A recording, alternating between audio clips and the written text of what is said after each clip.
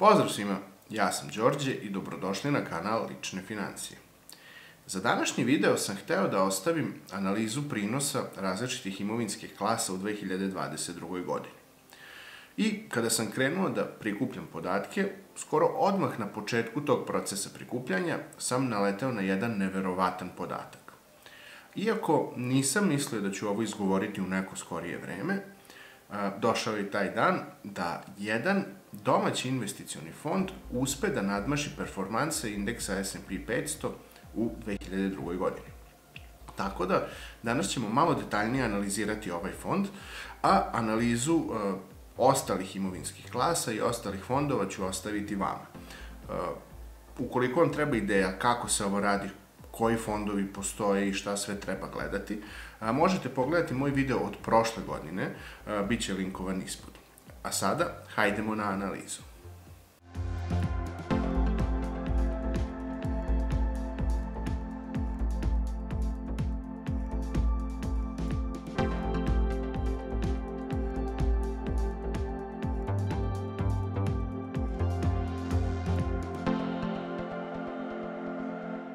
Pre nego što nastavim, mislim da ovo moram da vam napomenem, s obzirom da će u ovom videu biti reči samo o jednom investicionom fondu. Ja zaista nemam ništa protiv kompanije koja vodi ovaj fond, protiv ovog fonda kao pojedinačnog fonda, niti protiv ljudi koji rade u kompaniji koja vodi ovaj fond. Moja ideja je samo da vam kažem svoje mišljenje i da pokušam da dam analizu kako je ovaj fond nadmašio indeks S&P 500. I hajde da prvo krenemo od našeg benchmarka, odnosno kako bismo mi to na srpskom rekli, repera, a to je u našem slučaju S&P 500. Ako bismo želeli da vidimo performanse indeksa S&P 500, možemo gledati neki akumulirajući ETF koji prati ovaj indeks, recimo Vanguardov fond koji nosi oznaku VUAA. Ovaj fond je ostvario gubitak od 14% u 2022. godini, gde bi se moglo reći da su najveći gubitnici bile tehnološke kompanije, dok su najveći dobitnici bile energetske kompanije. Sa druge strane, imamo domaći investicioni fond koji ga je pobedio, a to je VVP Premium, koji je u 2022. godini ostvario gubitak od samo 5,8%. Vrednost investicione jedinice je na početku godine iznosila 1275,12 dinara, a na kraju godine je iznosila 1201,44 dinara, što je svakako bolje od ovog našeg indeksa. Ono što bi moglo da se postavi kao pitanje jeste da li sada ovo znači da treba investirati u domaće investicione fondove, to jest u ovaj fond specifično. Po mom mišljenju, odgovor je i dalje ne. A zašto je odgovor ne?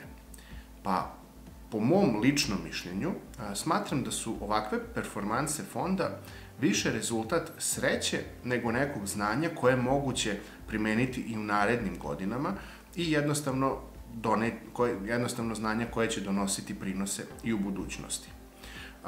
Kako bismo ovo mogli da proverimo? Pa, po mom mišljenju, proveru možemo izvršiti direktno na samom sajtu VVP-a, na kojem se nalaze i podaci o drugim fondovima kojima ova kompanija upravlja. I sad ima tu raznih fondova koji imaju različite ciljeve i evo mi možemo uzeti fond koji se zove Dynamic. On bi u suštini trebalo da bude takođe fond koji za cilj ima rast vrednosti uložene imovine investitora. Ako pogledamo prospekte ova dva fonda, vidjet ćemo da imaju apsolutno iste investicione ciljeve i investicionu politiku. Ako želite detaljnije da se uverite da je baš sve isto, slobodno pauzirajte video i pogledajte detaljnije.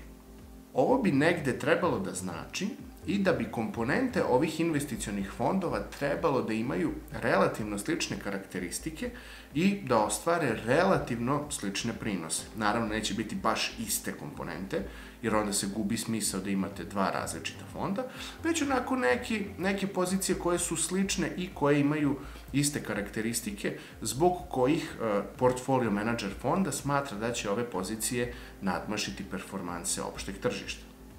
Ali, Dynamic fond je ostvario gubitak od 26,8% u 2022. godini, što je debelo ispod performansi Premium fonda, i ispod performansi ETF-a koji prati indeks S&P 500. Upravo ovaj podatak mi negde govori da je rezultat premium fonda zapravo više rezultat sreće nego znanja. Jer da je taj portfolio menadžer ili da je investicioni odbor, da su oni imali neko znanje o tome koje će pozicije nadmašiti opšti prosek, oni bi te pozicije ili pozicije iz istog sektora ili iz iste države, sve zavisi na osnovu kog kriterijuma su birali, oni bi te neke slične pozicije ubacili i u Dynamic fond. I tada bismo imali situaciju da i premium fond i Dynamic fond beleže dobre rezultate. Međutim, ovako više mi deluje da je da su pozicije birane skoro nasumično i da je jednostavno sreća odredila da premium fond ima jako dobre prinose, a Dynamic fond jako loše prinose.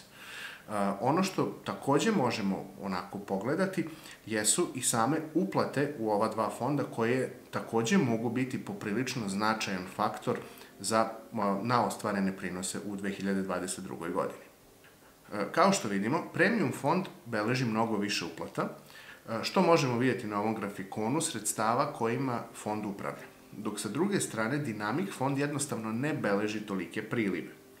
Ovo je bitno zbog toga što sa prilivom novog kapitala portfolio menadžer ima mogućnost da kupuje na berzi u momentima kad su cene niske, čime može da ostvari prinos za investitore.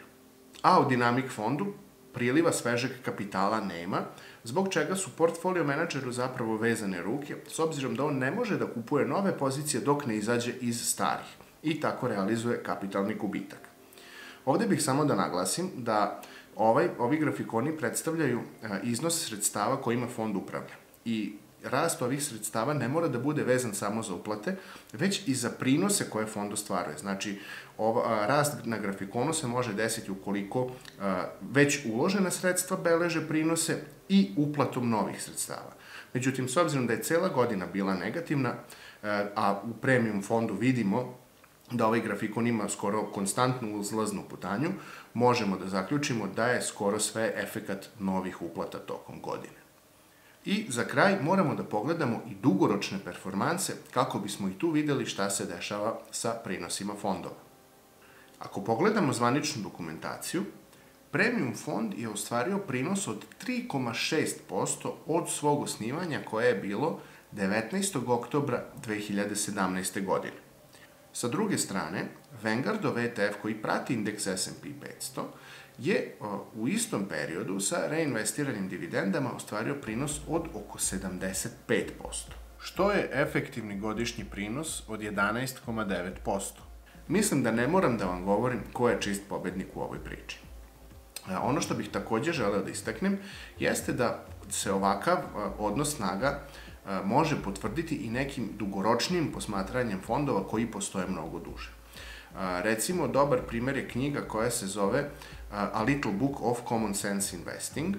O njoj sam već pričao u onim videima sa predlogom knjiga za čitanje i u njoj se jasno ističe da fondovi koji jedne godine nadmaše tržišni prosek, to jako teško uspevaju da urade i naredne godine.